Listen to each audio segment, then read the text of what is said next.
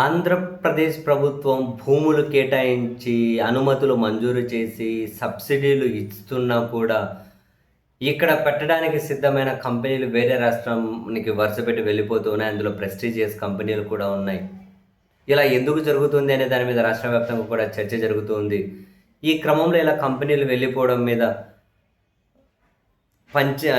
రాష్ట్ర పరిశ్రమల శాఖ అఫీషియల్‌గా స్పందించిందట. టాటా పవర్ ఒడిషాకు, వెబ్సోల్ పశ్చిమ బెంగాల్‌కు వెళ్ళిపోయినట్లు వివిధ మాధ్యమాల ద్వారా మాకు తెలిసింది.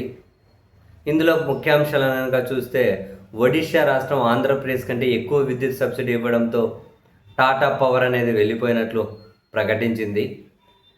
అలాగే నాయుడుపేట వద్ద వెబ్సోల్ యూనిట్ పెట్టడానికి వచ్చిన కంపెనీ వాళ్ళ అంతర్గతంగా ఒక నిర్ణయం తీసుకొని, పశ్చిమ బెంగాల్ దగ్గరే వాళ్ళు మూడో దశ యూనిట్‌ని గాని ఏర్పాటు చేయాలని నిర్ణయించుకొని, ఆ రాష్ట్రంలో పెట్టుబడుల కోసం వెళ్ళిపోయారు.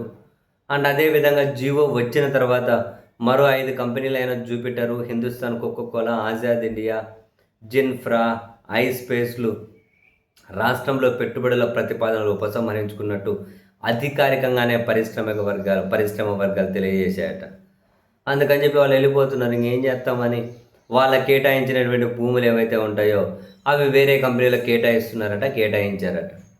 ఇంత ఇంత మంచి కంపెనీలు, వేల కోట్ల పెట్టుబడులు, మరీ ముఖ్యంగా ఈ టాటా పవర్, వెబ్సోల్ ఈ 2 కంపెనీలే దాదాపు 10,500 కోట్ల రూపాయలు పెట్టుబడులు పెడతామన్నారు.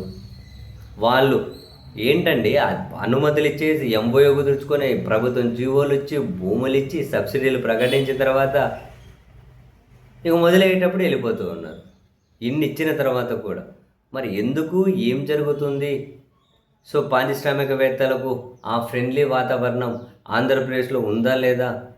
సో ఆంధ్రప్రదేశ్లో రాజకీయ వాతావరణం కలుషితమవుతూ ఉంది. అదేమన్నా పారిశ్రామికవేత్తలను భయపెడుతుందా? దాని మీద సమీక్ష చేసుకోవాల్సిన అవసరం ఉందా లేదా అనేది ప్రభుత్వం ఆత్మ పరిశీలన చేసుకోవాల్సిన అవసరం అయితే ఖచ్చితంగా ఉంది. రాజకీయ కక్షకు నిలయమైన ఏ రాష్ట్రము కూడా ప్రశాంతంగా ఉండదు. ఇదైతే ముమ్మాటికి నిజం. తెలుసుకున్న వాళ్ళకి తెలుసుకున్నంత, ఇందులో బాధితులుగా మారే వాళ్ళే ఈ కక్షకు మద్దతు ఇస్తూ ఉంటారు. ఇది మరీ విచిత్రం కాకపోతే. ఎక్కడ రాజకీయ కక్షలు ఉండకూడదబ్బా.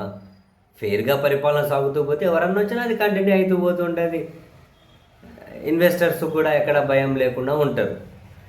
సో పరిశ్రమలో వెళ్ళిపోతూ ఉంటే జగన్ భయంతో వెళ్ళిపోతున్నారని చెప్పి ఇంకొకరి మీద దాన్ని నూకేయడం ద్వారా ప్రయోజనం ఏమీ ఉండదు.